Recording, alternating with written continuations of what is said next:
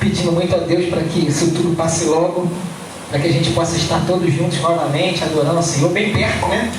Até essa distância pequena que há aqui é ruim, né?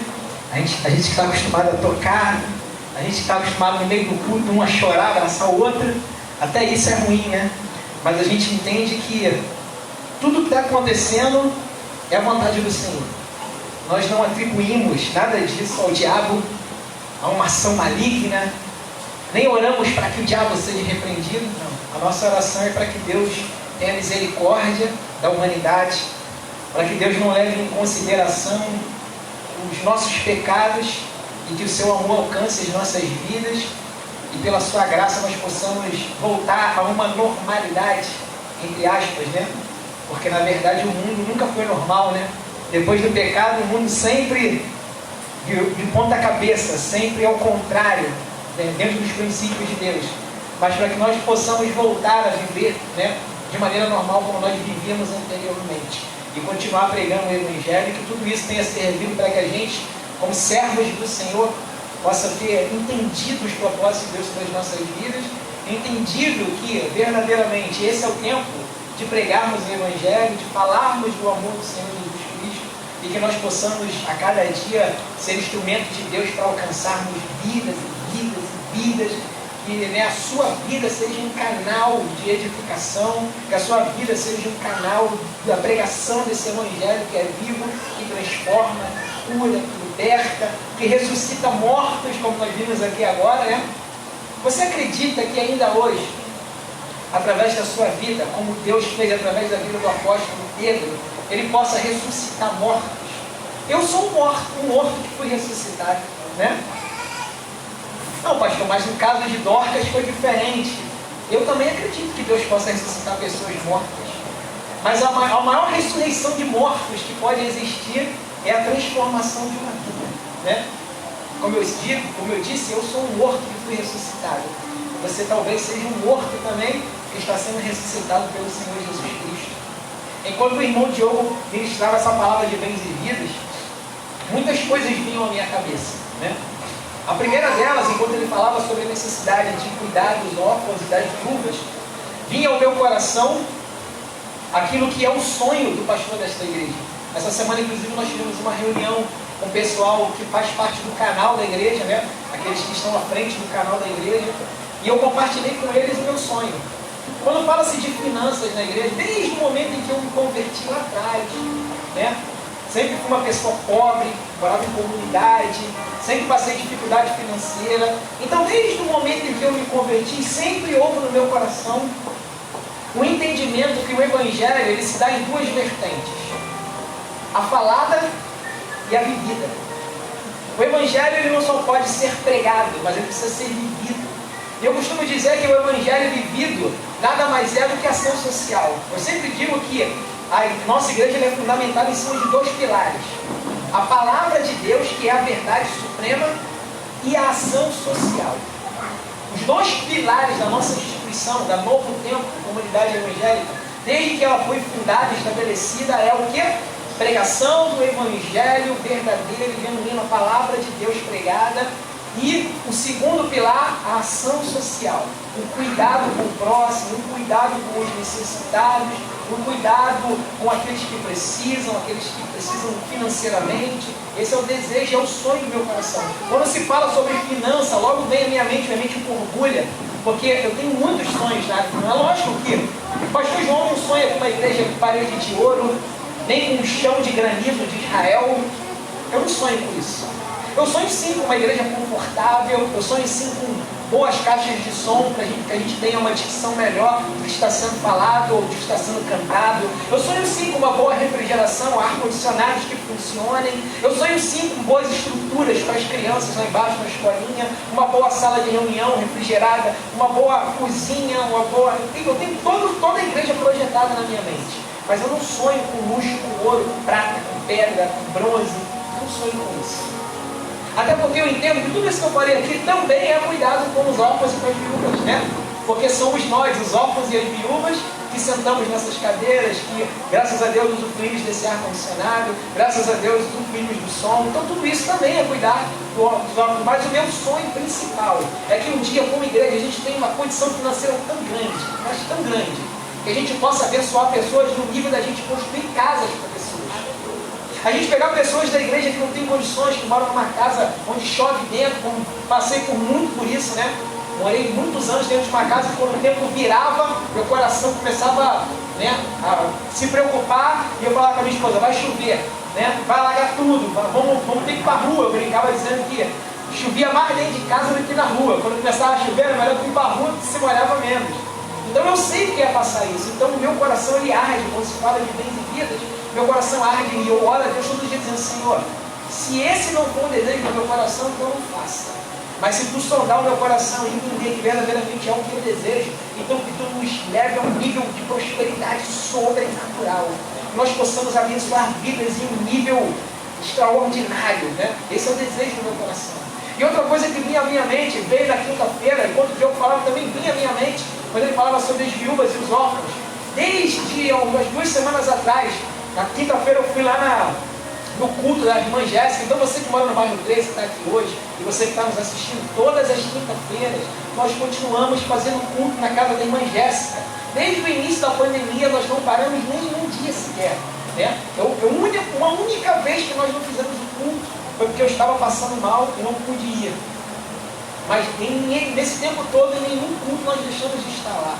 Então, todas as quintas continuamos fazendo os cultos nas casas da irmã. Inclusive, na quinta-feira passada, nós tínhamos 2 visitantes lá, né?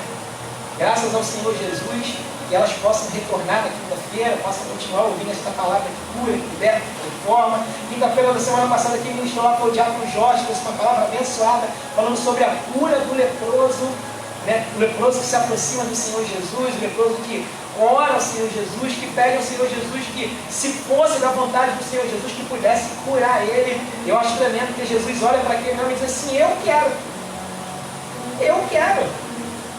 Você consegue imaginar quando você, aflito, necessitado, desesperado, ansioso, se aproxima de Jesus, o único que pode verdadeiramente gerar milagres, como esse que nós vimos aqui, a ressurreição de Dorcas, naquela angústia do seu coração, da sua alma, e de repente você se aproxima de Jesus com todo o cuidado, com todos eles, e diz, Senhor, se for possível, por favor, me cure. E Jesus fala para você, eu quero. Aquilo que você deseja, eu quero fazer na sua vida. E Jesus tocou naquele homem e ele ficou limpo, curado, purificado. E enquanto o irmão Jorge ministrava, a minha mente viajava, porque veio a minha mente muito forte, ao meu coração, uma irmã, uma jovem que eu vi lá na Miriam um dia desses. Eu estava descendo numa escada e eu olhei, ela estava embaixo, assim, usando drogas.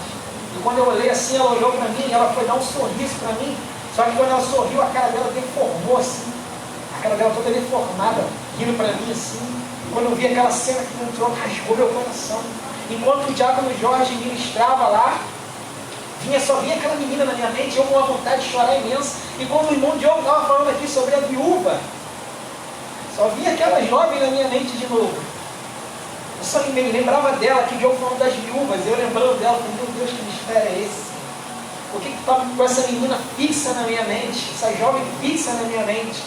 Então, antes de começar a palavra dessa noite, eu quero que você curva a sua cabeça aí onde você estiver agora, e você me ajude em oração. Senhor, em nome de Jesus, eu não sei, Senhor, qual o propósito, Pai. Mas desde o dia que eu vi aquela jovem, Senhor, meu coração está fixado nela. Desde o dia, Senhor, em que vi aquela jovem, a imagem dela não sai da minha cabeça e do meu coração. Todas as vezes que penso nela, o meu coração aperta, o meu coração se entristece. Eu quero te pedir nesta noite, junto com a tua igreja, onde essa jovem estiver agora. Eu não sei o que ela está fazendo, aonde ela está, qual a sua condição de vida. Mas eu sei um pouquinho, Senhor, quando o Senhor deseja falar conosco. Eu consigo ainda compreender um pouquinho quando o Senhor está querendo gritar algo dentro dos nossos corações. E é por isso, Senhor, por não querer negar a tua vontade, que antes de entrar nesta mensagem, eu quero colocar a vida daquela mulher nas tuas mãos. Tu tens um propósito na vida daquelas jovens.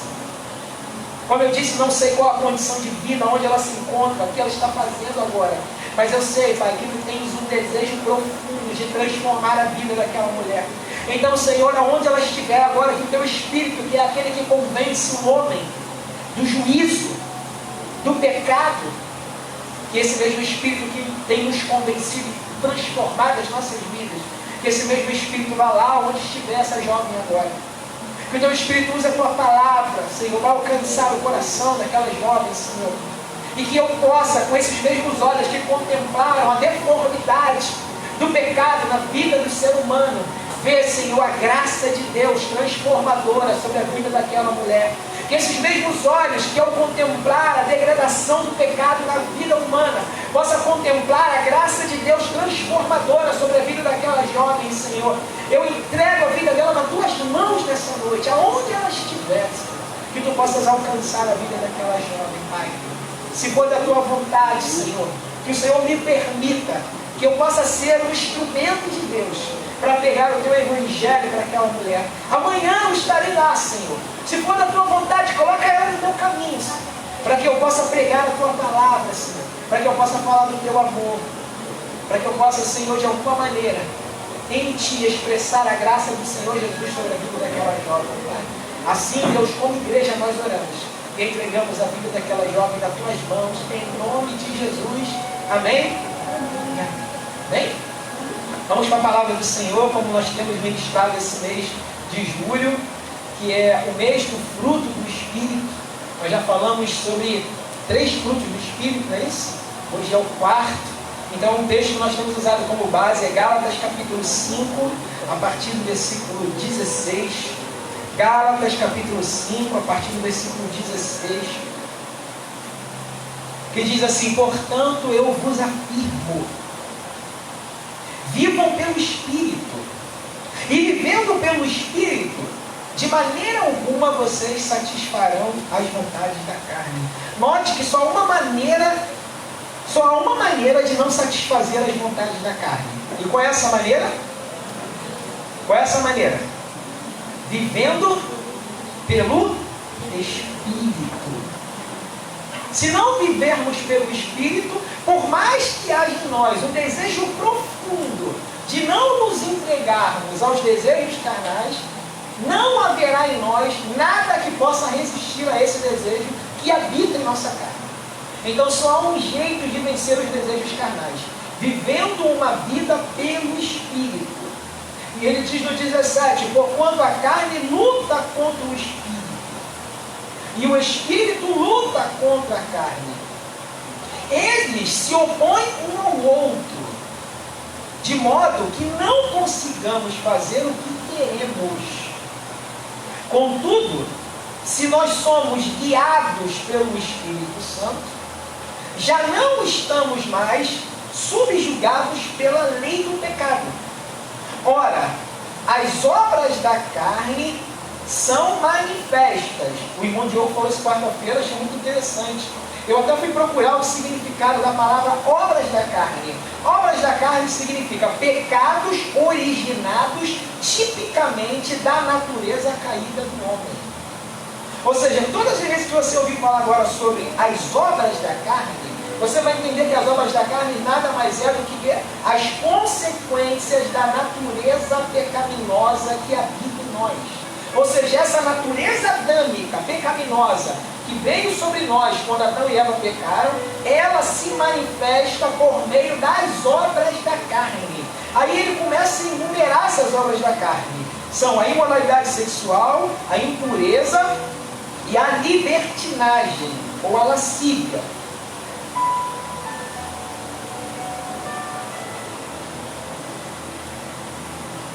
Idolatrias, feitiçarias, ódios, discórdias, ciúmes, ira, egoísmos, dissensões, facções, invejas, embriaguez, orgias e tudo que se parece com essas perversidades, contra as quais vos advirto, como já vos preveni antes: os que praticam essas coisas não herdarão o reino de Deus. Então o que ele está querendo dizer? Todos aqueles que não vivem pelo Espírito, todos aqueles que não andam no Espírito, automaticamente eles são conduzidos pela sua natureza pecaminosa, e se são conduzidos por essa natureza pecaminosa, automaticamente serão governados pelas suas obras, ou pelas suas ações, ou pelos pecados originados dessa natureza pecaminosa. Eu estava estudando hoje, achei interessante, né? E quando o apóstolo Paulo escreve essa carta aqui à igreja de Gálatas, falando sobre as obras da carne, dá-se a entender que são somente esses aqui as obras da carne, né? Mas na verdade, quando a gente lê o finalzinho, ele diz assim: e tudo que se parece com essas perversidades. Na verdade, ele enumera aqui apenas 15 ações, ou 15 características da natureza carnal, mas ele faz questão no final de dizer que ela é extensiva, ela não tem fim, né? Quando ele diz assim, coisas semelhantes a essa, ele pega as 15 principais. Por quê? Por que ele escolheu essas 15? Porque são dessas 15, essas 15 são aquelas que se originam todas as outras. Na verdade, Paulo divide as obras da carne aqui em 4 categorias. Eu até anotei aqui. Eu botei, primeiro, pecados relacionados à imoralidade, que são a prostituição. E o que é prostituição? São todas as práticas sexuais ilícitas. Ou seja, todas as práticas sexuais ilícitas é conhecido como prostituição. A impureza, a prostituição é a prática. A impureza é a evolução da prostituição. A impureza, ela, além da prática, são palavras, pensamentos e intenções. E a lascívia, que é a entrega total do ser humano à depravação, sem qualquer tipo de decência. Ou seja, nesse estágio aqui, a pessoa não tem nenhum tipo de decência moral com relação às coisas sexuais. A segundo pilar, pecados relacionados a falsos deuses, que é a idolatria e a feitiçaria. Terceiro pilar, pecados relacionados a relacionamentos ou a rivalidades, que é inimizades, porfias, ciúmes, iras, discórdias, dissensões, facções, inveja. Note que esse terceiro é o que mais tem. Esse terceiro é o que ele mais dá ênfase.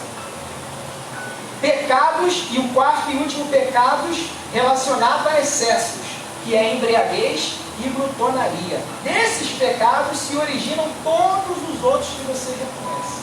Então o apóstolo Paulo faz questão de dar ênfase antes de entrar no fruto do Espírito, ou no fruto do Espírito, ele dá ênfase às obras da carne. Ele traz para nós, eu gosto muito disso, né? Dentro do paralelo. O que é o paralelo? É você colocar o que é certo, mas também colocar o que é errado. Por quê? Porque quando você coloca o certo com o errado e confronta, você vai entender o que é certo e o que é errado. Fica mais fácil a gente compreender e entender. O apóstolo Paulo, ele gosta muito de fazer isso. Então ele coloca o paralelo, ele coloca aquilo que é certo e coloca aquilo que é errado.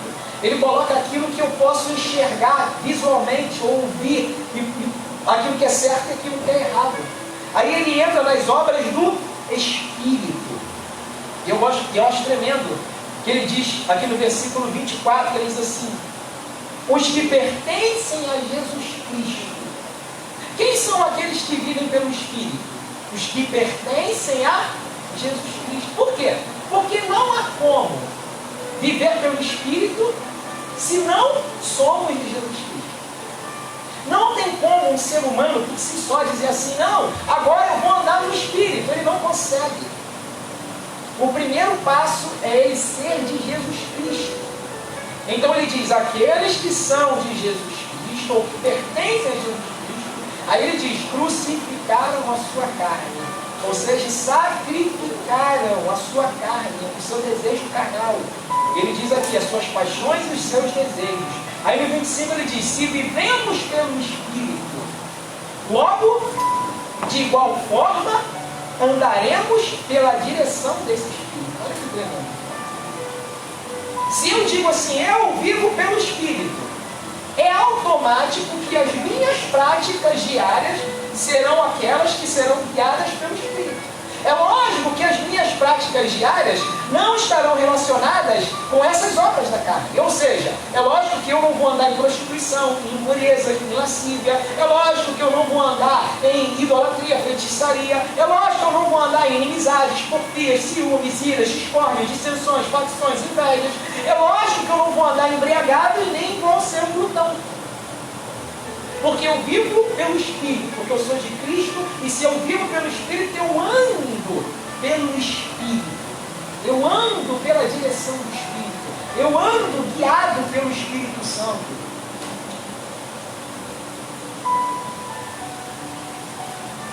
E aí nós entramos na mensagem no versículo 22, que é o fruto do Espírito que nós estamos pregando, que é, entretanto, aqueles que andam, aqueles que são de Cristo, aqueles que crucificaram a sua carne, os seus desejos, as suas paixões, que vivem a partir de agora pelo Espírito e andam sob a direção desse Espírito, esses que pertencem a Cristo, eles vão caminhar agora de que maneira? Eles vão caminhar em amor, em alegria, em paz, em paciência, em benignidade, em bondade, em fidelidade, em mansidão, em domínio próprio. E ele termina o 23 dizendo: contra essas virtudes não há lei. Como eu disse aqui, existem coisas que são consequências naturais da carnalidade, assim como existem coisas que são características pessoais daqueles que andam no Espírito. Na carne ele atribui como obras da carne, e no Espírito ele atribui como virtude. E por que virtude? Eu também anotei aqui o significado da palavra virtude. Virtude significa qualidade moral, um atributo positivo de um indivíduo. Virtude é aquilo que é relativo a mim, aquilo que eu possuo. Eu tenho uma virtude que a Mary não tem. É uma característica individual minha, pessoal minha. Ela tem as virtudes dela, pessoal dela. Cada um aqui tem suas virtudes pessoais. Então, virtude é aquilo que é meu, individual, pessoal meu. Quando ele fala de virtudes aqui, ele está sendo bem específico. Ele diz assim: contra essas virtudes não há lei. Essas virtudes não são minhas. Eu, João, não tenho essas virtudes. Essas virtudes são concernentes a Deus. Eu quero ler Salmo 103. Salmo 103, versículo 8.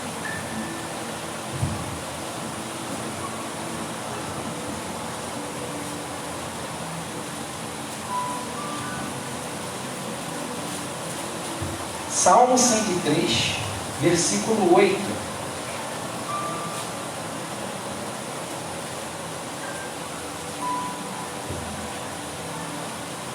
Diz assim: o Senhor é misericordioso. Virtude. Virtude, misericórdia é uma virtude que pertence a Deus. O Senhor é clemente. Uma virtude que pertence a Deus. O Senhor é lento para a cólera. Uma virtude que pertence a Deus. O Senhor é paciente. Uma virtude que pertence a Deus. E generoso em seu amor. Uma virtude que pertence a Deus. Por que eu quis ler o Salmo 103, versículo 8? Só para mostrar para você aqui. Paciência é uma característica divina. Paciência é uma virtude que pertence somente a Deus. Logo, somente aqueles que são de Jesus Cristo, que é Deus, que vivem, que são cheios do Espírito, que é Deus, e que andam na direção desse Espírito, que é Deus, só esses vão manifestar esse fruto chamado paciência. Diga assim: paciência. Eu estava falando com alguns irmãos hoje, eu estava vendo um programa de tarde, era um programa de competição, então tinha tempo. Aí tinha uma menina fazendo uma negócio da competição lá, aí ela fazendo, ela assim: irmão, se tem um negócio que me irrita profundamente, são pessoas lentas. Pessoas lentas me irritam profundamente. A minha filha Anisté sofre comigo, né? Ela fala que a Anisté usa uma expressão, eu uso também. Eu não vou falar disso a ela não, porque eu uso. Quando eu estava vendo esse programa hoje, eu falei essa expressão, eu não falei lenta. Estou falando lenta porque eu estou aqui agora no altar. Ela tem que falar lenta, né? Mas lá em casa eu falei assim: que menina lerda! Nossa, que lerdeza! Eu falei: lerdeza me irrita. Eu vou usar a expressão que eu usei lá em casa, porque não adianta eu usar, né? Deus conhece meu coração. Mas eu falei isso, irmão. Que menina lerda. Aí logo veio à minha mente assim, olha o que eu falei, eu não tenho paciência com lerdeza. O que te irrita, irmão? Não é para falar não, só pensa. Talvez você diga assim, o que me irrita são pessoas rápidas. Pode ser, ué, né? Há tantas coisas que nos irritam, né? E já pensou que todas as vezes que algo te irrita, a primeira palavra que vem na sua mente é assim: ah, Senhor, me dá paciência. Não é assim? Nós falamos aqui sobre 3 frutos já, 3 ramificações do fruto, 3 bônus. Nós falamos sobre o amor, não foi? E nós aprendemos que não basta só viver o amor, tem que viver o amor de Deus, porque existe um amor que é mundano, carnal, não é de Deus. Nós fizemos um paralelo entre o amor carnal e o amor de Deus, não foi? O amor carnal mata, o amor carnal trai, o amor carnal fere, o amor carnal machuca, o amor carnal decepciona. Não foi assim que nós aprendemos? O amor carnal quebra princípios. Nós aprendemos isso aqui. Aí nós falamos, acho que se não me engano, 1º ou 2 Coríntios, não me lembro agora, quando ele fala sobre o que é o amor de Deus. É o amor de Deus que tudo suporta, o amor de Deus que tudo crê, o amor de Deus que tudo passa. O amor de Deus, e é uma das características que eu mais amo do amor de Deus. O amor de Deus, ele odeia a mentira, ou ele se entristece com a mentira, e ele se alegra com a verdade. O amor de Deus suporta, o amor de Deus espera. Nós aprendemos isso aqui. Como o diácono Adelmo falou sobre a alegria, ele falou também sobre uma alegria mundana. O próprio, se não me engano, o apóstolo Paulo, ele fala que o mundo, ele nos dá uma alegria. Mas a alegria mundana, ela é circunstancial. Ou seja, ela é movida pelas coisas que me cercam, ou pelos ambientes, ou pelos momentos que eu vivo na vida, né? A pessoa que vive a alegria mundana, ela fica, como eu falo, ela vive uma vida desequilibrada. O que é desequilíbrio? Eu costumo tentar explicar o desequilíbrio nas ações, né? Porque às vezes a gente tenta explicar uma palavra, né, na simbologia da palavra, não consegue passar o que ela representa, mas nas ações sim. O que representaria o desequilíbrio? Ah, no domingo eu estou cheio do espírito voando. No outro domingo eu sou desviado, eu estou lá no mundo pecando, aí no outro domingo eu estou cheio do espírito, no outro domingo não tem um equilíbrio, ele não se mantém assim, ó. Ele vive a vida assim, ó. A alegria mundana, ela gera desequilíbrio, porque ela é circunstancial. E quando a gente olha para a vida humana, a gente entende que a vida humana é circunstancial, não é assim? A vida humana é feita de altos e baixos, não é assim? O caminho de Cristo não é feito só de montes. Às vezes eu preguei isso aqui. O caminho de Cristo às vezes vai te levar para o vale. Há momentos que Deus vai te colocar lá no monte, lá na glória, lá no alto, lá na exaltação. Há momentos que Deus vai te colocar um lixo lá embaixo, pisoteado, né? Tapete. Há momentos, faz parte da vida humana. Ele disse, enquanto estiver nesse mundo, terão tribulação. Então o diácono Adelmo falou que a gente tem uma alegria mundana, que é uma alegria passageira, circunstancial, e ele pregou sobre a alegria que é gerada pelo Espírito, né? Que é a alegria que é acima das circunstâncias. É a alegria que nos faz passar por cima dos momentos, sejam eles momentos bons ou momentos ruins. Eu lembro que no final nós falamos aqui sobre essa alegria. Há momentos que nós estaremos abatidos, mas nunca desanimados. Ou seja, essa alegria nos faz passar pelo abatimento de cabeça erguida, de cabeça em pé, com um sorriso no rosto, chorando, mas sorrindo em Cristo Jesus. Depois o irmão Diogo falou sobre a paz. E o irmão Diogo também falou sobre a paz que o mundo nos dá. Ou seja, existe uma paz que é gerada pelo Espírito e existe uma paz que é mundana. Mais uma vez circunstancial, porque a paz que o mundo prega na televisão, que você vê, vivam em paz. O slogan dessa paz, eu lembro que tinha ali na Marcos Macedo Carnaval, né? Aí era assim, Carnaval da Paz. Eu falava, meu Deus, tem tudo a ver. 3 mortos numa noite, 4 esquartejados na madrugada, droga e bebida, é o Carnaval da Paz. Era assim, antigamente, na minha época era o Carnaval da Paz, hoje mudou o nome, né? Mas na minha época, que eu conheço, né, desde pequeno, era Carnaval da Paz. E é exatamente essa paz que o mundo prega. Qual é a paz que o mundo prega? Ausência de guerra. Ausência de conflito. Então, talvez a paz que você queira viver em Cristo é: ah, pastor, só de eu não ter guerra, eu já estou em paz. Não é assim que a gente fala? Ah, pastor, se não tivesse briga lá em casa, nossa, só isso, só queria paz. Ah, pastor, se não tivesse briga lá no trabalho, conflito, eu já teria paz. Irmão, vou te dizer algo que vai te chocar agora, vai te entristecer, vai te decepcionar profundamente. Você nunca terá esse tipo de paz. Nunca. Nunca. Não haverá um dia sequer que vão haver conflitos na tua vida. Seja com o teu marido, seja com a tua esposa, seja no teu lar, seja no teu trabalho, seja na rua, seja na escola, seja nas discórdias espirituais, religiões, aonde tu for, sempre haverá discórdias. Sempre. Essa paz nunca será alcançada. Tu vê há quanto tempo que o mundo busca essa paz e nunca conseguiu alcançar. E nem vai conseguir. Porque nunca haverá ausência de conflitos no mundo. A ausência de conflitos ela é momentânea, não é assim? Acabou a guerra, estamos em paz, não é assim? Daqui a pouco o que acontece? A guerra volta aqui de novo.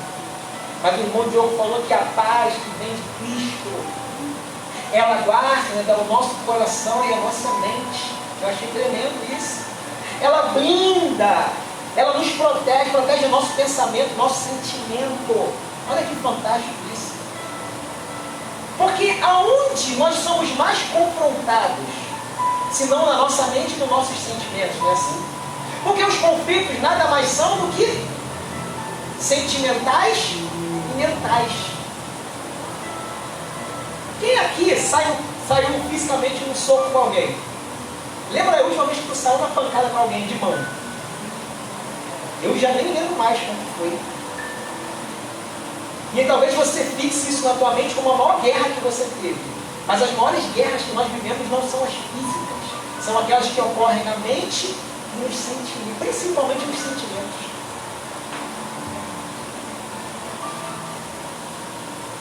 A paz que vem de Deus, ela guarda o teu coração, teus sentimentos e a tua mente nos pensamentos. Ela não impede você de viver conflitos. Isso que é o mais fantástico, né? Ele fala muito pelo contrário. Quando Jesus ensina, ele fala: vocês serão perseguidos. Vocês serão levados diante das autoridades, julgados e presos, espancados. Vocês serão rejeitados. Ele fala para nós, crê em Cristo, que vivem em Cristo. Aí ele prega a paz. Como é que eu vou ter paz? Ele vai mais além, ele diz assim: vocês vão ter conflito até com os de casa. Aí entra os conflitos emocionais e os conflitos mentais. Esses são os piores. Quando alguém lança uma palavra para você. Se alguém chegar ali na esquina, tu nunca viu a pessoa na rua, nunca viu a pessoa, nem conhece ela. Aí tu passou na rua e ela fala assim: seu narigudo! Para mim é normal, eu já tenho nariz grande mesmo, eu vou olhar, eu vou dar uma risada. Agora imagina se o teu marido chega assim em casa e fala assim: seu narigudo, sua nariguda. Tu vai ficar sentido, não vai? Mas não falou a mesma coisa que o outro falou? Mas por que o de casa dói e o de fora não dói? Porque existe um envolvimento sentimental. Então as nossas maiores guerras são internas, são mente e coração. Mas a paz que Jesus nos dá, como disse o irmão Diogo, ela protege, ela blinda o nosso coração e a nossa mente. E hoje não é diferente quando nós falamos sobre paciência. Paciência hoje virou sinônimo de ser capaz de suportar aquilo que nos irrita. Hoje, quando você fala sobre paciência, logo na sua mente associa o quê? É ser capaz de vencer aquilo que me irrita, pastor. Ah, o dia que eu conseguir vencer aquilo que me irrita, então eu vou ser paciente. Não é assim que a gente pensa? Essa é a paciência humana, mundana. Essa não é a paciência que vem a nós pelo Espírito. A paciência mundana, ela prega que é a capacidade de suportar aquilo que me irrita. Mas a paciência que o apóstolo Paulo prega aqui em Gálatas não tem nada a ver com ser capaz de suportar aquilo que me aqui. A paciência que o apóstolo Paulo prega aqui em Gálatas é a compreensão e perseverança na fé. Então, quando o apóstolo Paulo diz aqui que uma das ramificações do fruto do Espírito é a paciência, está querendo dizer o quê? É a capacidade de compreender e perseverar na fé cristã. Isso é paciência.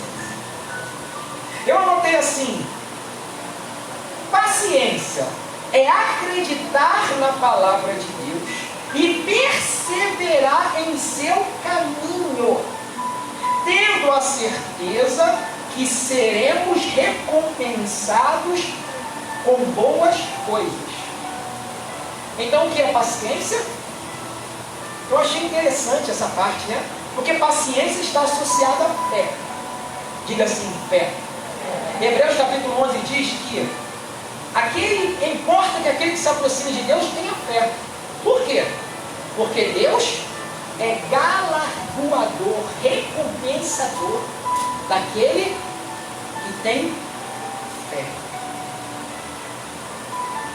Então, eu achei interessante essa explicação, compreensão e perseverança. Porque você nunca vai perseverar naquilo que você não entende. Sabe por que muitas pessoas não perseveram na fé cristã? Porque nunca entenderam a fé cristã.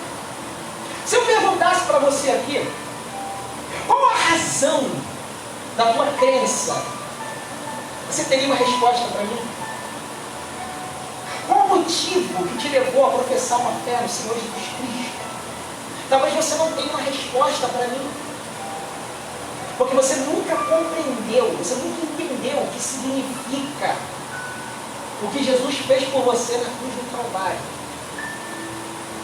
E logo, se eu não compreendo a grandeza do que Jesus fez na cruz do Calvário, eu jamais serei capaz de perseverar diante das primeiras lutas que se colocam diante de mim. Eu vou fazer o quê? Eu vou ser impaciente, eu vou retroceder. Mas quando eu tenho a compreensão exata do que representa a fé em Cristo Jesus, nada é capaz de me fazer desistir deste caminho. E eu fiz questão de anotar essa palavra aqui: perseverar em seu caminho. Por quê? Porque a fé é um caminho. A fé é um caminho. E um caminho, ele é feito de muitas nuances. Um caminho, ele pode ser em momentos difíceis e momentos prazerosos, não é assim? Quem é que gosta de fazer caminhada ou correr? Eu gosto de correr, eu tento correr todo dia, eu gosto de correr, lá na roda do dia. Se você for lá, às vezes à noite, César e o pastor vão correndo lá. Ou às vezes de manhã, tem dia que não dá para meia-noite, eu vou de manhã. Mas eu gosto. Há momentos que a corrida é prazerosa. Há momentos que é exaustiva. Há momentos que geram sensações de prazer. Há momentos que geram sensações de dor. Assim também é a caminhada da fé, irmão. Se você acreditou naquele louvor que o pastor João ama, é porque você não conhece o que é o Evangelho. Se você vive o Evangelho, agora é só vitória, agora é só vitória, você não compreende o que é o caminho da fé. O caminho da fé não é só vitória. O caminho da fé é luta, o caminho da fé é tribulação, o caminho da fé é frustração, é decepção, é perda. O caminho da fé é feito de altos e baixos. A vida é feita de altos e baixos. Então, paciência é entender, mente e perseverar, ação. Porque eu entendo claramente o que representa, eu continuo avançando mesmo em meio às adversidades. Porque sabe aonde a tua paciência é provada? Nas adversidades.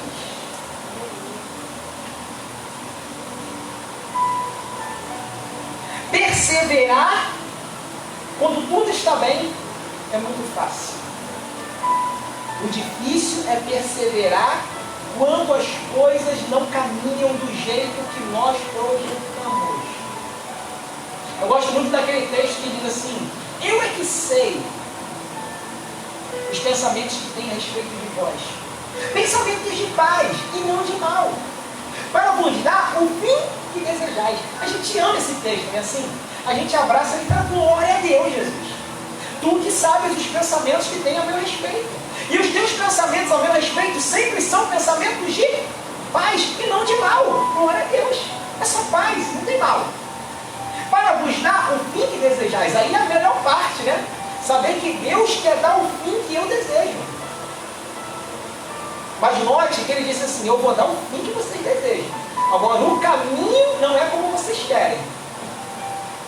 O fim vai ser como vocês desejam. Mas o caminho não.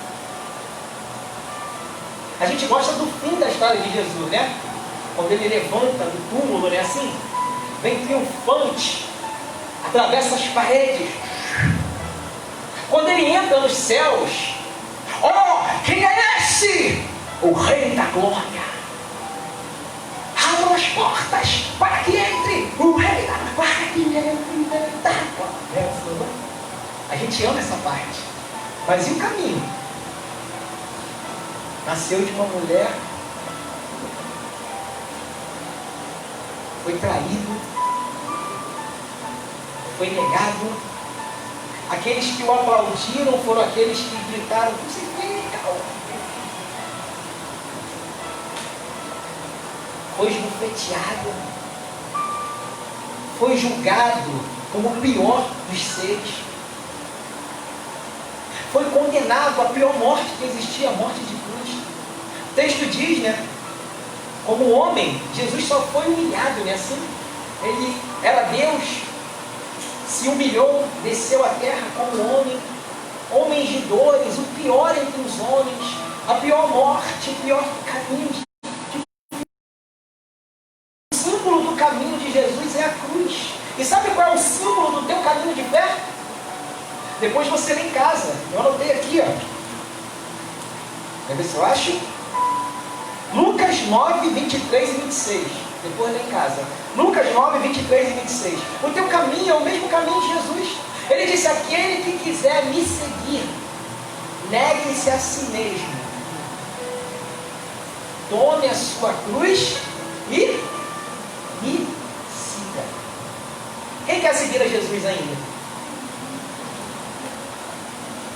É cruz, irmão.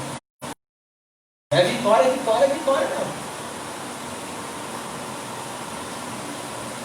Eu devia passar a bola e não te ajudou. Quando você começa, vai se arrepender. Vai estar lá embaixo de você no palco, vai pisar nele até ele morrer. Não.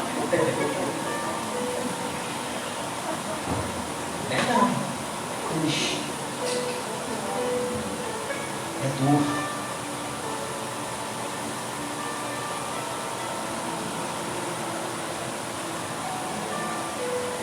Mas o final é bom. Qual é o final? Estarei no palácio, cheio de ouro, viajando de helicóptero, de avião, sendo servido uvas na minha boca. É esse o final? Se é esse o final que você espera, você não compreendeu o Evangelho. O final não tem nada a ver com aquilo. O final é onde? Lá na glória. Sentado na mesa, sendo servido pelo próprio Cristo, nas bodas do Cordeiro, salvo, lavado, remido. Não estou dizendo que aqui nessa terra só vai ter sofrimento. Pastor não é desses que pregam só sofrimento. Eu não sou desses também que pregam que o cristão tem que sofrer, irmão. Não sou desses. Eu acho que cada um vai passar aquilo que Cristo quiser que passe, né? Se Cristo quer que você sofra, você vai sofrer, irmão. Se Cristo quer que você seja rico, vai ser. Se Cristo não quer que você seja pobre, vai ter que viver pobre dando glória a Deus. Eu acho que Cristo quer que você seja pobre. Eu vou dar glória a Deus, irmão, se for a vontade dele, né? O importante é que o rico e o pobre, se querem em Cristo, vão para o céu, os dois, do mesmo jeito. né? Então o importante é que você creia nele e viva por ele. Então o que é paciência? Paciência é entender e perseverar na fé. E é lógico, quando eu falo de fé, eu falo de um Deus que é recompensador. A palavra paciência também pode ser traduzida por longanimidade, que significa ânimo longo. Não desanima, nem se desespera facilmente. Uma pessoa paciente, ou seja, uma pessoa que compreende a razão da sua fé e continua perseverando nela em meio às tribulações, é uma pessoa que tem um ânimo longo, ou seja, ela nunca desanima e ela nunca se desespera com facilidade. Mas eu disse para você que eu gosto de fazer essa analogia entre o certo e o errado, entre o bom e o errado. Eu gosto de fazer essa analogia. Então hoje eu separei dois textos, dois personagens bíblicos, para mostrar para você alguém que conseguiu ser paciente e as consequências na vida daquela pessoa, e alguém que em algum momento da sua vida deixou a impaciência entrar, ou seja, não foi capaz de perseverar na sua fé por um momento, e aquele momento gerou consequências que até hoje geram sobre a sua vida. E eu escolhi um personagem para falar sobre a impaciência e suas recompensas, que talvez você vai se chocar. Por quê? Porque esse personagem ele é conhecido como o herói da fé. Ele é conhecido como o pai da fé. Quem é conhecido como o pai da fé? Abraão. Você acredita que houve um momento que Abraão ele foi impaciente? Ele agiu pela impaciência. E isso trouxe consequências. E até hoje há consequências dessa ação de Abraão. Vamos ver onde está isso? Vamos abrir lá em Gênesis 16.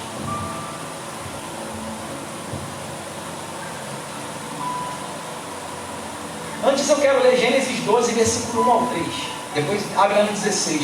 Diz assim: então o Senhor veio a Abraão e lhe deu uma ordem: sai da tua terra, da tua parentela, da casa do teu pai, e dirige a terra que te indicarei. Eis que farei de ti um grande povo. Farei de ti um grande povo, te abençoarei, engrandecerei teu nome, e tu serás uma bênção. Eu quero me prender mais ao começo. Farei de ti um grande povo, ou uma grande nação. Então aqui, olha o texto que diz aqui: o chamado e a missão de Abraão. Deus faz uma promessa a Abraão. E a base principal da promessa que Deus faz a Abraão partiria de um filho. Porque Abraão nunca seria um grande povo, ou de Abraão nunca nasceria uma grande nação, se primeiro Abraão não desse o primeiro passo. E qual é o primeiro passo? Ter um filho. Eu nunca poderá ser gerado de mim uma grande nação se primeiro eu não tiver um filho, não é assim? Porque é do meu filho ou dos meus filhos que vão começar a se expandir uma nação, não é assim?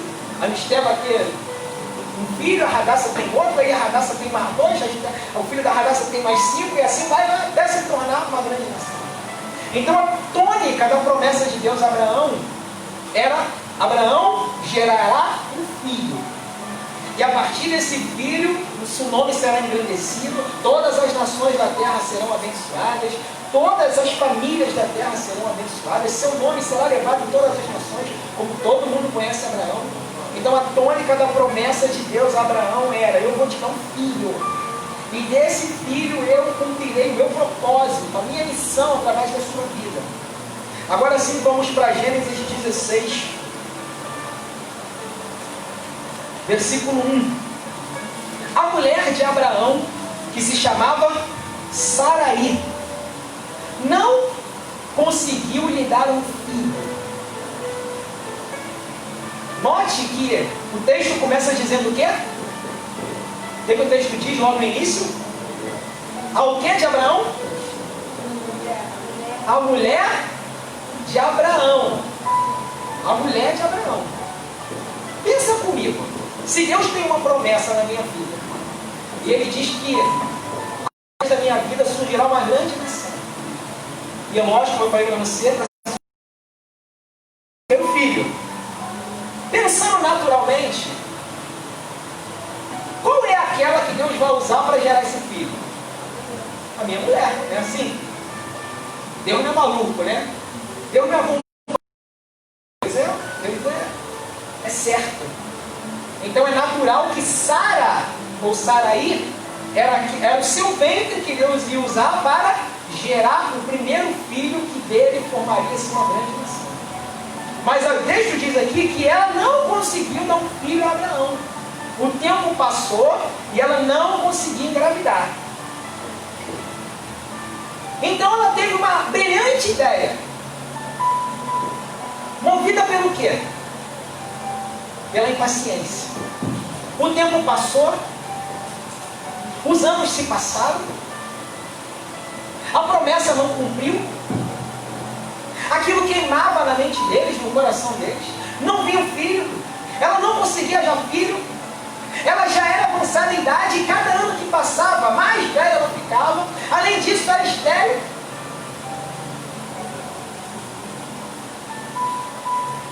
Ela não conseguiu perseverar na sua fé. Então ela teve uma brilhante ideia. Olhando para o lado, tinha uma serva egípcia chamada Agar. Então Saraí fez uma proposta a Abraão.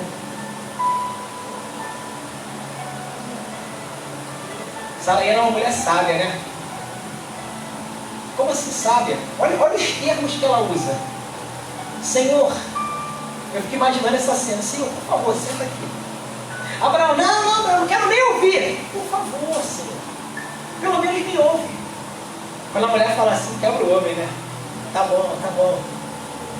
Eu fico imaginando ela falando, não, eu tenho minha serva. Não, eu não quero nem ouvir. Esse absurdo que tu está falando, eu não quero nem ouvir. Não, Senhor, senta aqui. Pelo menos ouve a sua esposa. Aí Abraão foi lá, sentou e ouviu. Ela fez uma proposta. Não permitirei. O Senhor não permitiu que eu desse a luz. Portanto, toma a tua serva. Toma a minha serva. Talvez por intermédio dela eu venha ter filhos. E Abraão então seguiu a sugestão de Saraí. E assim, depois de 10 anos em que Abraão habitava na terra de Canaã, sua esposa Saraí tomou Agar, a egípcia, e entregou como mulher a seu marido Abraão. Este teve relações sexuais com Agar, que ficou grávida. Quando Agar se viu grávida, começou a olhar sua senhora com arrogância e desprezo. Lembra que eu falei aqui? Lembra? O jogo falou, a paz guarda o quê? A mente e o coração. Uma atitude impaciente, olha o que começou a gerar. A mulher que era serva e estava na condição de serva, agora que era aquela que estava esperando o filho de Abraão. Aquela que carregava o filho de Abraão no seu ventre. Olha o que o texto diz, que ela fez o quê? Começou a olhar sua senhora com arrogância e desprezo. Agora quem manda aqui sou eu. Agora tu vai ter que se sujeitar a mim, Sara. Então Sara queixou-se a Abraão. Caraca, tremendo, né? Quem foi que fez na cabeça de Abraão, irmão? Quem foi que ficou perturbando Abraão lá? Segundo o texto aqui. Saraí, não foi ela que foi lá, senta aqui, Senhor. Vou te fazer uma proposta. Depois que o caldo entornou, olha o que ela fala. Então ela foi se queixar com Abraão. Olha o que ela disse. Tu é o responsável pela injúria que está me sendo feita. Eu que sou responsável. Você que trouxe a mulher aqui, falou para mim, agora eu que sou o responsável.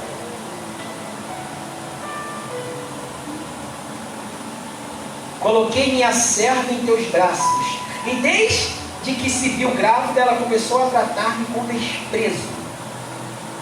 Que o Senhor faça cair sobre ti a afronta que vem sofrendo. Mas Abraão ponderou, pois bem, tua serva está em tuas mãos. Faz como bem te parecer. A partir desse momento, Sarai passou a maltratar sua serva de tal maneira que Agar fugiu. Contudo, o anjo do Senhor encontrou Agar perto de uma fonte, no deserto de Sul. De onde tu vens? Para onde tu vais? E ela declarou: fujo da presença de minha senhora Sarai. Então o anjo do Senhor orientou: volte para sua senhora e seja submissa a ela. O anjo do Senhor lhe fez uma promessa: eu multiplicarei grandemente a tua descendência, de maneira nenhuma que não será possível contá-la. E o anjo do Senhor concluiu: está grávida, e o nome desse filho será Ismael, porquanto o Senhor te socorreu em seu sofrimento. Porque o Senhor te socorreu em seu sofrimento. Olha o que foi gerado, porque Sara e Abraão não foram pacientes na sua fé. Se deixaram levar pelas circunstâncias, movidos pela impaciência, tomaram uma atitude, uma ação que gerou consequências terríveis. Eu falei aqui só de consequências de relacionamento, não foi assim? Depois que ela engravidou, começou a haver briga entre as duas. Sara começou a brigar com Abraão. Abraão, para não brigar com a sua mulher, deixou ela fazer o que ela queria. Sara começou a perseguir a outra, até a outra ficar perturbada e fugir. Mas a palavra do Senhor diz que o Senhor teve misericórdia. Tipo assim, a gente erra na impaciência, mas Deus vem com tudo, ainda vem com misericórdia. Tu errou, tu fez caquinha, tu se precipitou, fez coisas fora do que eu queria, do meu caminho, mas mesmo assim meu propósito continua valendo. Eu vou abençoar, eu farei desse jovem uma grande nação também, eu multiplicarei ele, volta para lá e seja submissa. Mas a gente vê que não é isso que acontece, ela volta, mas o bicho continua pegando. Você pode ler depois. Mas eu quero me prender mais à questão do menino, que é Ismael. Ismael, como ele disse aqui, vai se tornar uma grande nação também. Vai crescer e se multiplicar. E se tornou real, biblicamente a gente vê isso. Qual é a nação que se forma de Ismael? Os ismaelitas. Diga assim, os ismaelitas. Biblicamente, inimigos históricos dos israelitas. Os israelitas são descendentes de quem? De quem? De Abraão. Só que os israelitas são descendentes de Sara. Porque a promessa de Deus era com Abraão e Sara. E como Deus havia prometido, de Abraão e Sara surge quem? Isaac, o filho da promessa. Aquele cujo a palavra de se tornar uma grande nação estava sobre ele. E assim acontece.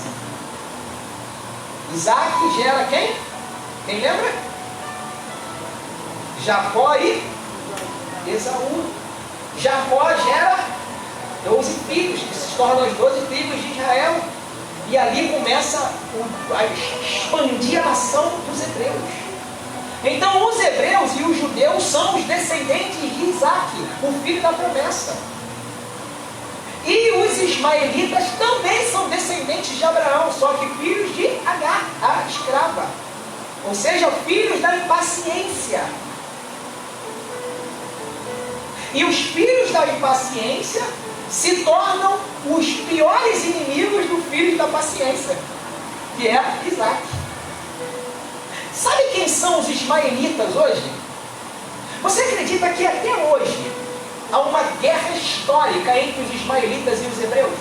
Ou seja, entre os descendentes de Isaac e os descendentes de Ismael, que começou desde aquela época. Se você for ler o texto mais para frente, você vai ver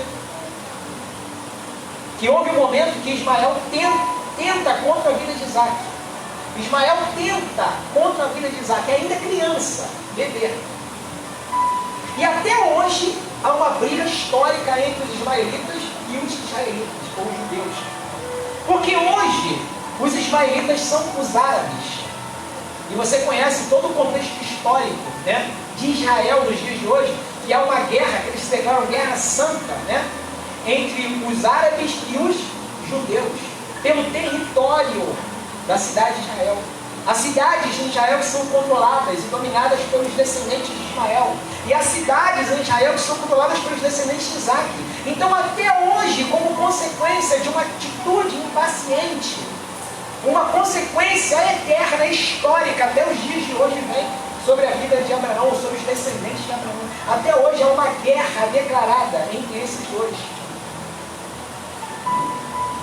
Então eu quis mostrar para você aqui, usando Abraão como esta figura, sobre uma atitude impaciente que gera consequências terríveis. Assim também é nas nossas vidas.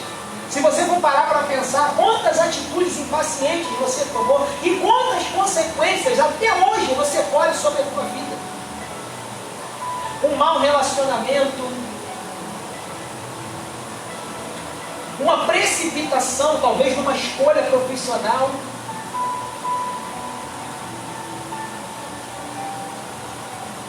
e tantas, eu poderia ficar aqui a noite inteira falando de várias áreas de nossas vidas, onde constantemente nós não guardamos o nosso coração no caminho da fé e nos precipitamos nessa impaciência que faz parte de nossas vidas. Eu poderia usar qualquer personagem bíblico aqui, eu poderia abrir aqui qualquer personagem bíblico que eu ia mostrar para você momentos onde eles foram impacientes, não perseveraram no caminho da fé e veio sobre eles consequências terríveis. E também momentos onde eles perseveraram no caminho da fé e veio sobre eles as recompensas de Deus.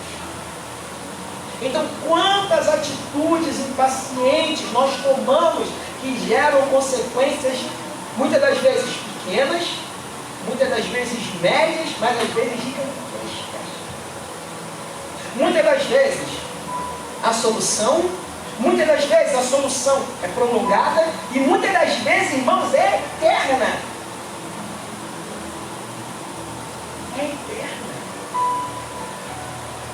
Por exemplo, um filho é eterno. Não tem mais como haver um desligamento, como foi no caso de Ismael.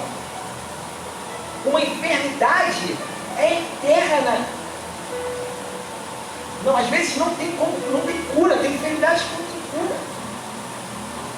Às vezes a gente fala sobre o pecado e sobre suas consequências, né? Assim, a gente ouve falar tanto disso, né? Parece que se tornou banal, parece que isso não é real, mas é uma realidade, o pecado e suas consequências. Todo pecado tem uma consequência. Por quê? Porque o salário do pecado é a morte. Salário é o quê? Salário é recompensa. Eu trabalho o mês inteiro e como recompensa do meu trabalho eu recebo um salário. Quando a Bíblia diz que o salário do pecado é a morte, está querendo dizer o quê? A recompensa do pecado é certa.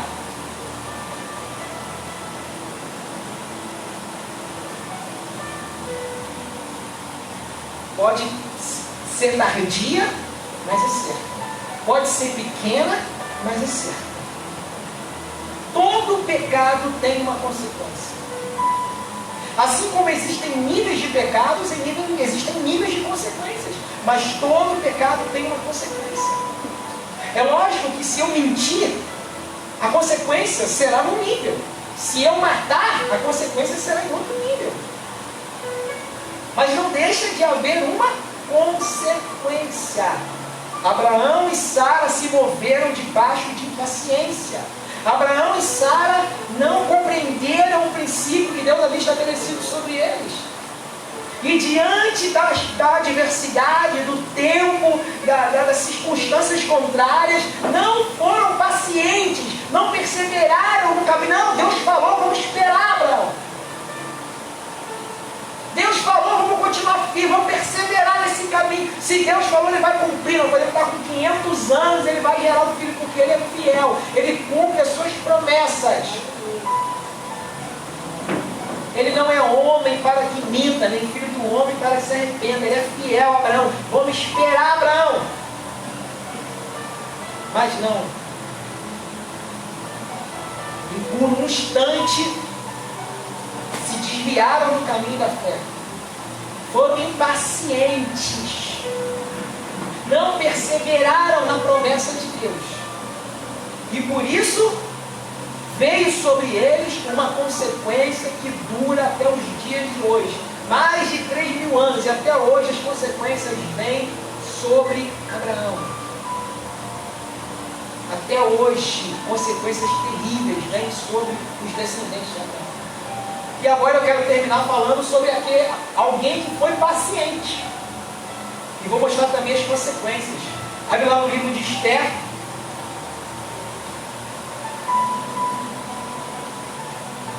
Você já conhece toda a história de Esther, né? Esther era uma judia, uma hebreia, uma menina simples, pobre, que morava numa pequena cidade.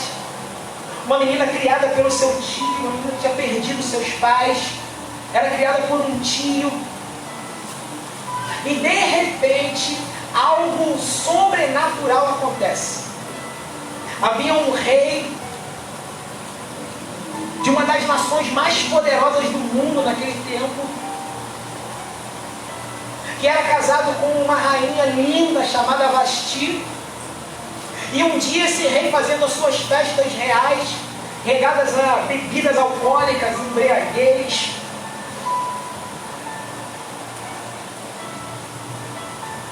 movido pela embriaguez, manda chamar sua linda rainha Vasti. E essa, ao ouvir dizer tudo o que estava acontecendo naquele lugar, e sentindo-se como um troféu real, disse: eu não vou diante do rei. E ela não comparece ao chamado do rei. Então, como era de costume naquele tempo, não se podia negar o pedido do rei. Então ela é retirada do seu cargo de rainha. Então aquele rei começa a selecionar jovens virgens para ocupar o lugar de Vasti. E ele manda que os seus servos vão em todas as regiões circunvizinhas, regiões dominadas por este rei, e pudessem trazer todas as virgens de todas essas províncias até o seu palácio, à força, ainda que não quisessem. E você já conhece toda a história. O tio de Esther tenta esconder ela, mas ela é encontrada, porque eu acredito nos propósitos de Deus. Era necessário que ela fosse encontrada e é levada diante daquele rei junto com outras meninas, e o texto diz que elas ficam ali 1 ano se preparando com ervas, banhos aromáticos. 1 ano depois, cada uma dessas meninas são levadas à presença do rei e passam uma noite com ele. E Esther não é diferente. Na verdade, o nome dela era Radassa. O nome dela é hebraico, o nome dela hebreia era Radassa. Mas quando ela é levada, o tio dela fala assim: não diga que o seu nome é Radassa, diga que o seu nome é Esther. Esther é Radassa em babilônico. Então diga que o seu nome é Esther, que eles vão achar que você é babilônica. Não diga que você é uma judia. E levam ela. E lá ela tem uma noite com o rei, e o rei toma a decisão de escolher uma das meninas para se tornar a nova rainha. E ele escolhe justamente Esther. Esther ocupa o cargo mais importante, mais elevado do império daquele rei. Mas eu quero me atentar ao capítulo 3, que diz assim: passados esses acontecimentos, o rei Assuero, ou Xerxes, engrandeceu diante de todos Amã, filho de Ametabe, descendente de Agag, exaltando em dignidade, e lhe concedeu preeminência sobre todos os ilustres oficiais, seus colegas. Ou seja, botou ele ocupando o cargo mais elevado do seu reino. Essa é a honra que ele deu. Todos os nobres e oficiais do palácio se curvavam e se prostravam diante deste homem que se chamava Amã, de acordo com as ordens do rei. Contudo, o tio de Esther, Mardoqueu, nunca se prostrou diante dele. Alguns oficiais do rei, ou seja, alguns dos nobres do palácio real, observaram a atitude de Mardoqueu e lhe questionaram: por que vocês desobedecem à ordem do rei? E isso faziam dia após dia, e notavam que ele nunca deu atenção para aquelas palavras, mas apenas lhes dizia que eu sou um judeu. Foram então e contaram tudo a Amã, a fim de verificar o comportamento de Mardoqueu, se esse seria tolerado pelo fato de ele ser um judeu. Quando Amã constatou que Mardoqueu não se inclinou, nem se prostrou diante dele, ficou indignado. Todavia, assim que soube a que povo Mardoqueu pertencia, achou que não bastaria apenas acabar com a vida de um único judeu. Por esse motivo, Amã procurou uma maneira de acabar com todos os judeus. O povo de Mardoqueu em todo o império de Xerxes. No primeiro mês do 12º ano do reinado assuero, Xerxes, no mês de Nissan, ou Abibe, aproximadamente entre março e abril, lançaram o Pur, ou Purim, isto é, sorte, diante de Amã, com o objetivo de escolher um dia e um mês propício para executar o plano de extermínio de Amã. E o Pur indicou o 12º mês, o mês de Adar, em fevereiro ou março. E Amã argumentou diante do rei: eis que há um povo espalhado e disperso entre os povos em todas as províncias do reino, cujas leis e modo de vida não ou são muito diferentes das tradições e normas dos demais povos. Eles não se sujeitam às leis dos reis. Portanto, não é conveniente ao rei que tais pessoas sigam vivendo entre nós. Se for do agrado do rei, decrete-se que sejam imediatamente aniquilados. Eu depositarei 350 toneladas de prata na tesouraria real para financiar aqueles que serão responsáveis pelo extermínio de todo esse povo. Considerando as palavras e a proposta que ouviu, o rei tirou seu anel do dedo e selou, entregou a Amã, o inimigo dos judeus, filho de Amedade, descendente de Agade, e declarou: conserva teu dinheiro contigo para teus fins. Quanto a este povo, é teu. Faz o que quiser. Sendo assim, no 13º dia do primeiro mês, os escribas assistentes do rei foram convocados. Amã ordenou que escrevessem cartas no idioma e no modo de escrever de cada povo, aos sátrapas, nobres governadores, presentes do rei, persas do rei, aos representantes do império nas várias províncias e aos chefes de cada povo. Tudo escrito em nome do rei Xerxes e selado com anel. As cartas foram enviadas por correios mensageiros a todas as províncias, com ordem expressa de executar, matar, eliminar todos os judeus, inclusive crianças, mulheres, jovens, idosos, sem exceção, e de saquear todos os seus bens. Tudo em uma ação rápida, um dia apenas, o 13º dia do 12º mês, o mês de Adar. Uma cópia desse decreto deveria ser publicada em lei em cada província e levada ao conhecimento do povo de cada nação, a fim de que estivessem todos prontos para a execução daquele dia. Por ordem do rei, os correios partiram às pressas, e o decreto foi anunciado em alta voz para toda a cidade real. Amã estabeleceu um decreto, o extermínio completo dos judeus, descendentes de Isaac. Vamos acabar com o povo judeu, vai sobrar um. Em um dia só. Você entendeu? Ele mandou carta para todas as províncias que eram dominadas por aquele rei. E o decreto selado com o anel real é o seguinte: no 13º dia, no ano de Adar, todos esses povos vão se juntar. Vamos pegar todos os judeus, vamos matar todos eles em um dia só, e vamos pegar todos os bens dele. Inclusive, mate todas as crianças, todas as mulheres, todos os animais, tudo. Esse é o decreto estabelecido e selado, não tem mais como voltar atrás. Mas no momento que o rei fez isso aqui, ó, entregou o anel dele, selou, já era, está consumado. Não tem mais como voltar atrás.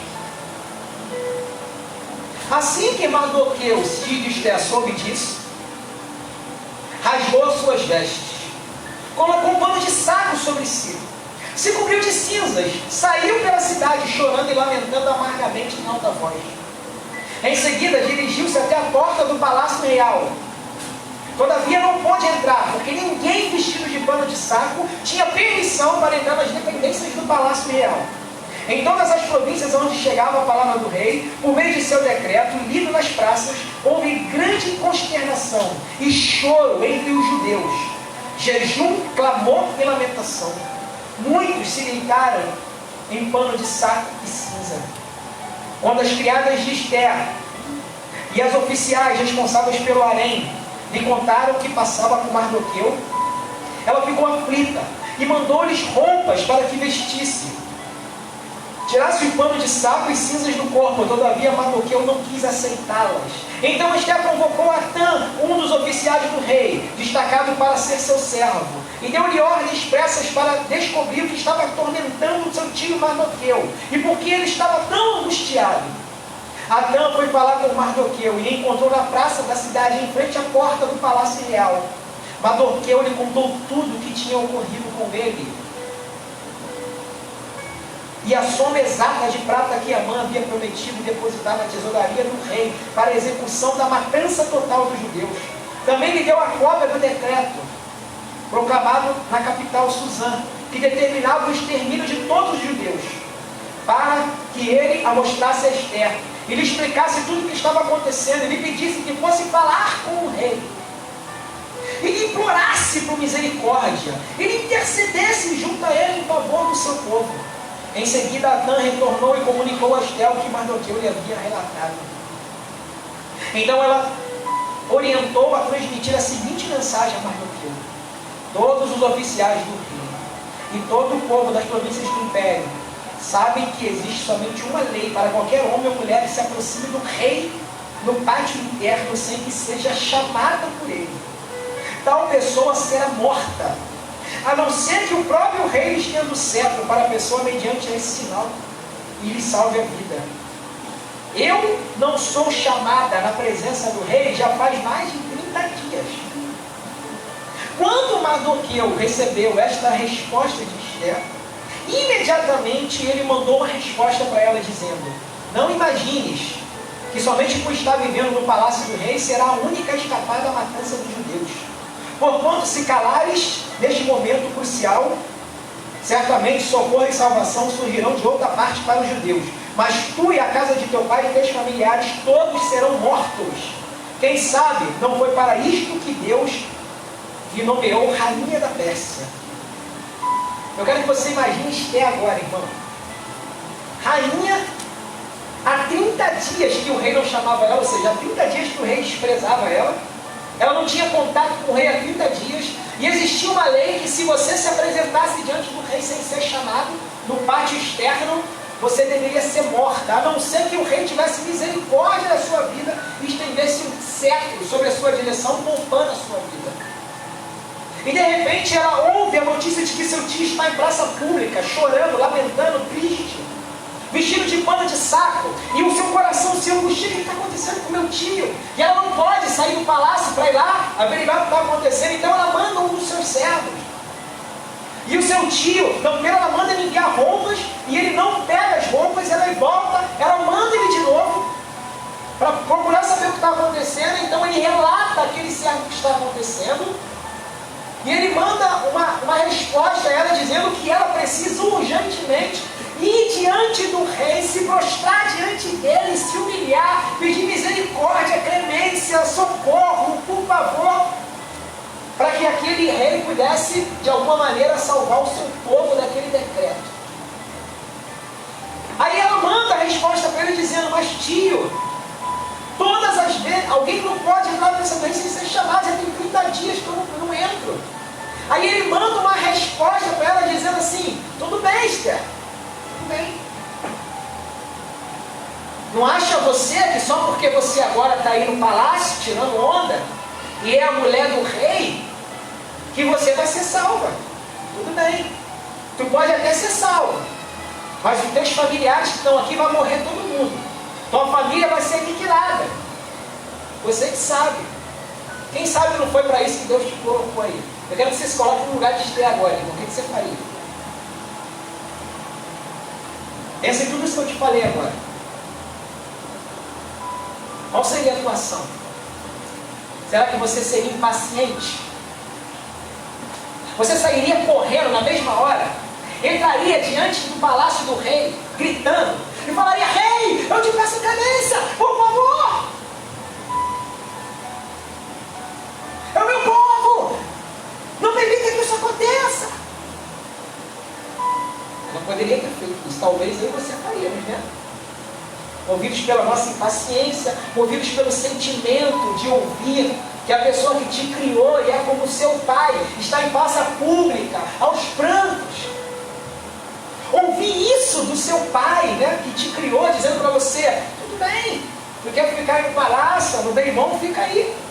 Mas nós aqui, o teu povo, seremos todos mortos.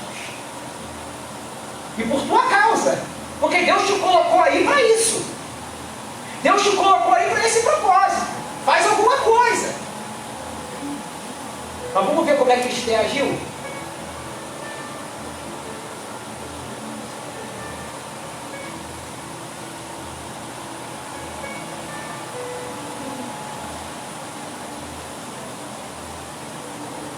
Então ela orientou a transmitir a seguinte mensagem a Tudo-Quil.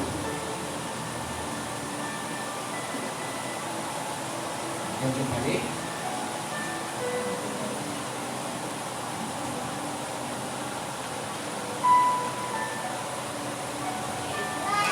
Versículo 15. Então Esther mandou a seguinte mensagem a Mardoqueu: vai,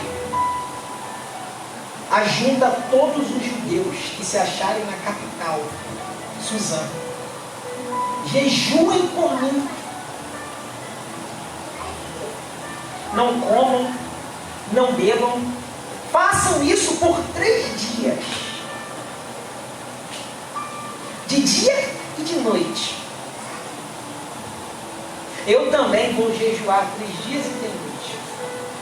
Eu também vou pôr as minhas servas para jejuar 3 dias e 3 noites.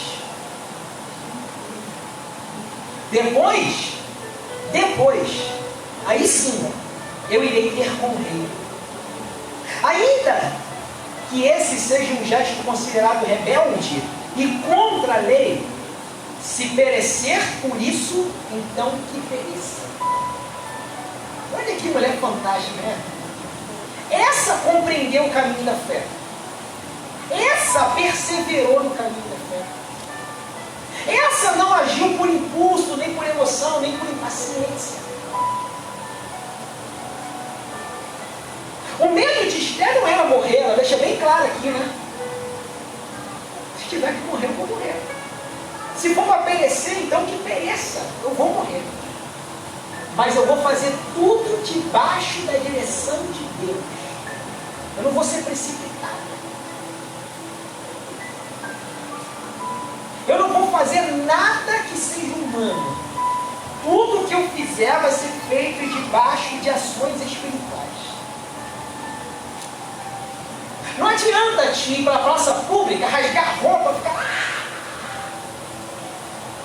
ficar lamentando e chorando. A ação correta é fazer o quê? Jejuar e orar. Reúne todos os irmãos judeus que estão aí na capital Suzã, bota todo mundo para jejuar e orar durante 3 dias e 3 noites.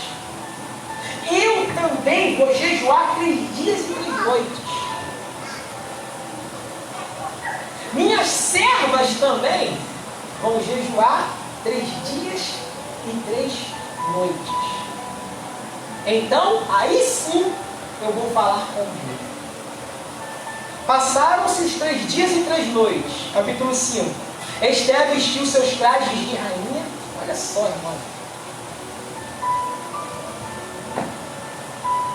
Esther vestiu seus trajes de rainha.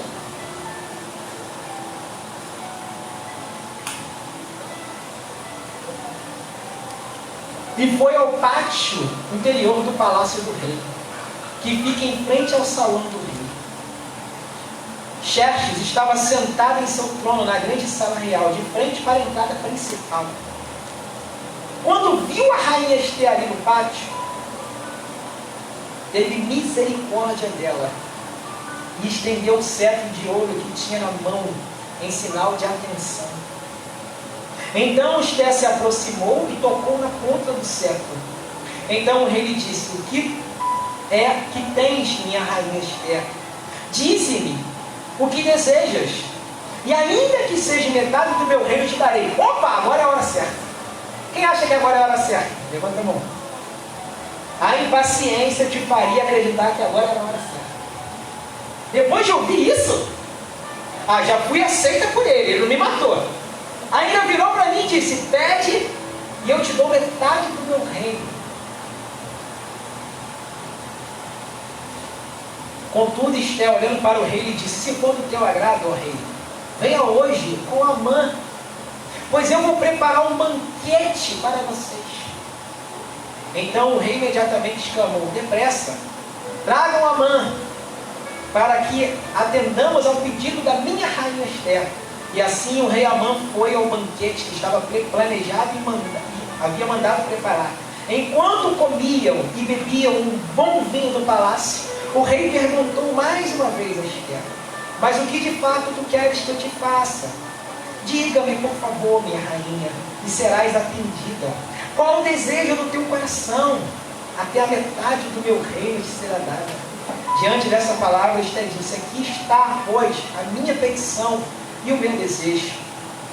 Se é da tua vontade, ó rei, demonstrar sua bondade e generosidade para comigo, e se lhe agradar atender e conceder o meu desejo, que o rei Amã venha também amanhã ao banquete que vou preparar em sua homenagem.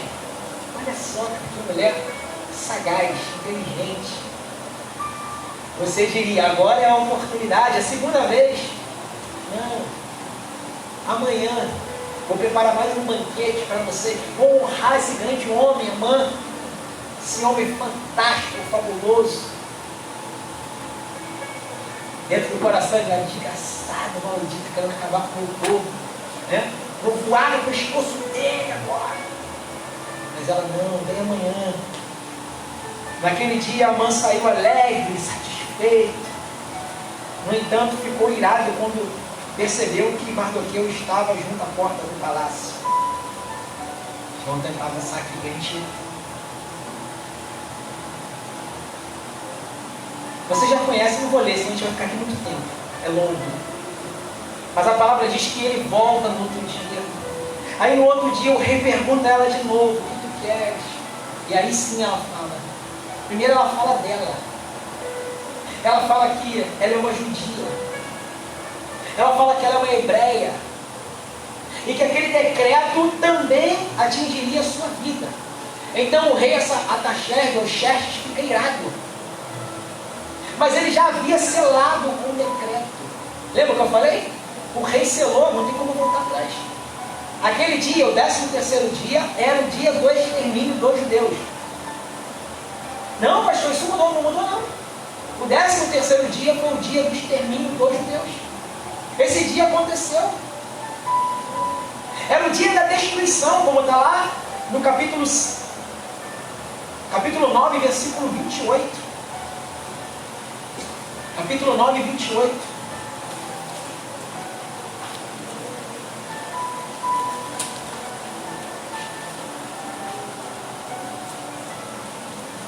Se você for ler o capítulo 9, você vai ler, é interessante.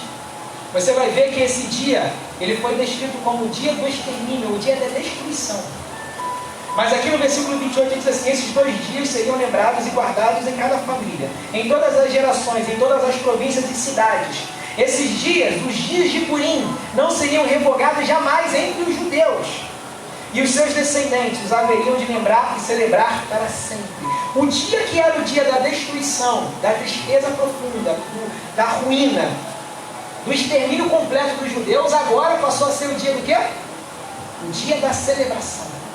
O dia do Purim, que era o dia do fim completo dos israelitas, agora passou o dia de uma festa, de uma celebração, como o dia da salvação dos judeus. Porque nesse dia aqui, todas as províncias vieram contra os judeus. Você sabia disso? Porque o rei havia selado, não tem como voltar atrás. O rei apenas estabeleceu um novo decreto. E no novo decreto do rei, ele deu direito aos judeus de se defenderem. Então os judeus tiveram tempo para se preparar, criar armas, tal, né? Se preparar para aquele dia, e naquele dia todas as províncias vieram contra os judeus, houve a guerra do Purim, houve o dia do Purim, e os judeus venceram a guerra. Os judeus não foram exterminados. Ou seja, muitos judeus morreram nesse dia, mas eles não foram exterminados. E o dia que era o dia da destruição, ficou conhecido como o dia da celebração da salvação. Tudo por quê? Porque uma mulher foi paciente. Porque uma mulher entendeu os desígnios e os planos de Deus para a sua vida e para o seu povo e perseverou na sua fé. Não se deixou levar pela emoção, pelas circunstâncias adversas, pela notícia de destruição. Ela pura e simplesmente baseou todas as suas decisões na sua fé. Ela não deu um passo que não tenha sido debaixo de uma direção divina. Ela não falou nada precipitadamente, mas tudo que ela fez no tempo certo, na hora certa, e tomou as ações corretas no momento certo. E a atitude daquela mulher mudou a história do seu povo. A atitude daquela mulher fez com que o seu povo não fosse exterminado de uma vez por todas. Lógico que não seria, porque o povo de Israel faz parte do propósito de Deus, né? Quando eu digo isso, eu digo que Deus usou aquela mulher como instrumento para cumprir o seu propósito, porque jamais o povo de Israel será exterminado, porque o povo de Israel é o povo escolhido de Deus. Então Deus guarda o povo de Israel, mas Deus usou a figura de Esther, ou de Hadassah, como sendo aquela que Deus usou como instrumento para a salvação do seu povo naquele período. Então eu queria deixar essa mensagem para você nessa noite, falando sobre paciência. Como eu disse, paciência não é a capacidade de suportar aquilo que te irrita. Essa é a paciência mundana. A paciência de Deus é a capacidade de perseverar e entender a fé que você diz professar em Cristo Jesus. Entender e perseverar. Entender e perseverar. Entender e perseverar. Entender e continuar. Entender e sempre caminhar debaixo da direção de Deus. Entender e nunca sair da fé. Entender e não se precipitar. Entender e saber esperar o tempo certo. Entender e saber agir segundo a direção de Deus. Entender e saber que nos momentos de adversidade, tudo que nós temos que fazer é buscar a Deus. A adversidade vem, a primeira coisa que você quer fazer é reagir à adversidade. Não reaja a nada. Vá orar, vai jejuar, vai consagrar a tua vida, vai buscar a direção de Deus, vai buscar a palavra. É em Deus que está as ações que devemos tomar, as ações corretas. Então não haja, não faça nada se não for debaixo da direção de Deus. Ainda que seja atravessar uma rua, não faça nada se não for na direção de Deus. Tinha um amigo que dizia algo que era fantástico. Se não sabe para onde ir, não vá para lugar nenhum. Fica parado. Se não sabe o que fazer, não faça nada. Só faça quando você tiver a convicção em Deus do que é para ser feito. Porque todas as vezes que alguém biblicamente agiu sem a direção de Deus, as consequências foram terríveis, desastrosas. Então não haja sem a direção de Deus. Não deixe, como disse o irmão Diogo, as suas emoções e os seus pensamentos serem tomados pela adversidade. Mas siga pela fé. Que a fé seja o parâmetro das suas decisões. Que a fé seja os princípios da sua decisão. Que tudo que você faça sempre pela fé. Amém? Vamos ficar de pé para a gente orar. Quarta-feira, benignidade, não falte. Não falaremos sobre a benignidade. Esteja aqui quarta-feira, às 19 horas, estaremos aqui juntos para podermos adorar. Não, benignidade. Na minha Bíblia é benignidade, que é a mesma coisa. Benignidade ou amabilidade é a mesma coisa, tá bom? Feche seus olhos. Pedi para botar um louvor, por favor. Enquanto esse louvor vai estar tocando, eu gostaria que você fizesse a tua oração nesse momento.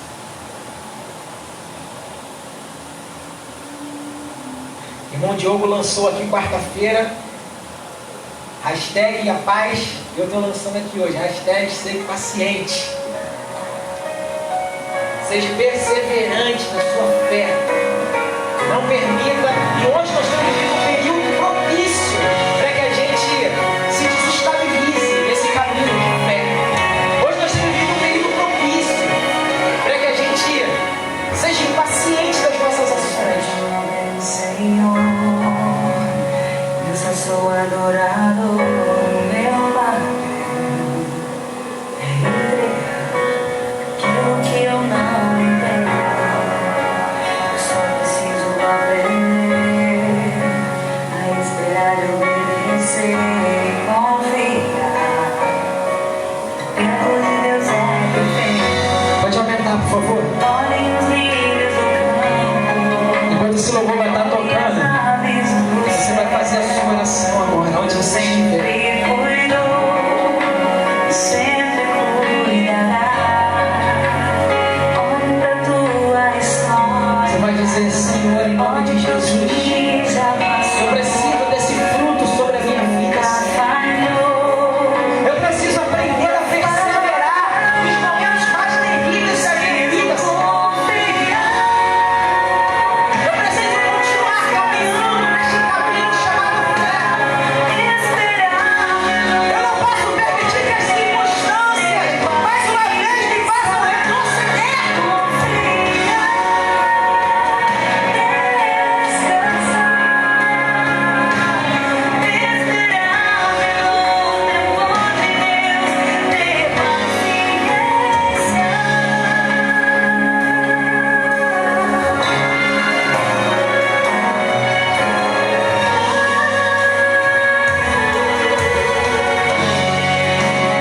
Olhem os lírios do campo, olhem as aves do céu. Deus sempre cuidou Uma vez como Esther, e sempre cuidará. Olhem pra tua você tem recebido notícias ruins. olhem pro que já passou Talvez como Esther, as informações que têm chegado até você e nunca falha. têm te deixado angustiado, aflito, preocupado.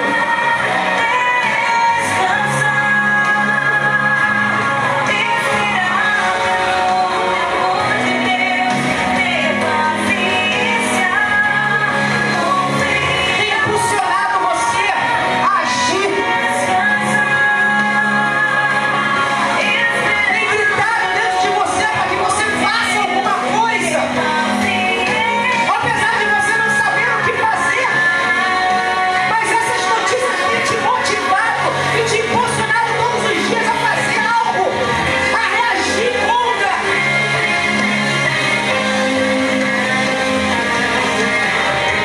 Mas nessa noite o Senhor está dizendo para você: não faça nada que não seja debaixo da direção de Deus. Não faça nada que não seja movido pela ação da paciência do Espírito sobre a tua vida. Persevera na tua fé.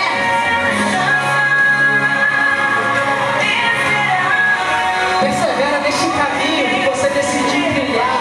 O caminho da fé em Deus. O caminho da fé cristã.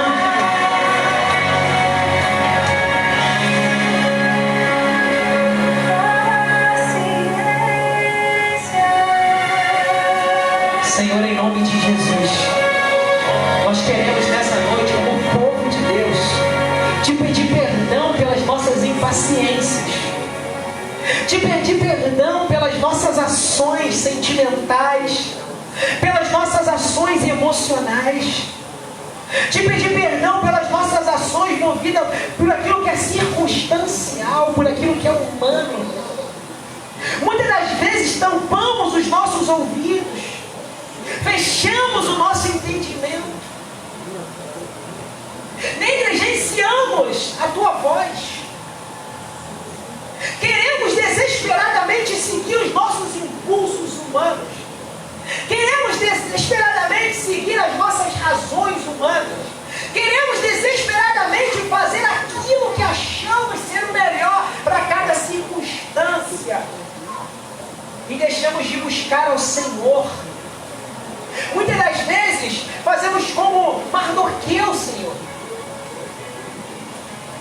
Queremos fazer coisas externas. Queremos rasgar nossas vestes. Queremos ir para a praça pública e mostrar para todo mundo que nós estamos fazendo alguma coisa para mudar aquela realidade. E muitas das vezes esse não é o melhor caminho, Senhor. Muitas das vezes tudo que precisamos é nos trancar em nossos quartos. É dobrar os nossos joelhos. É tirar um tempo de separação e busca da presença do Senhor. E esperar a direção de Deus para as nossas vidas.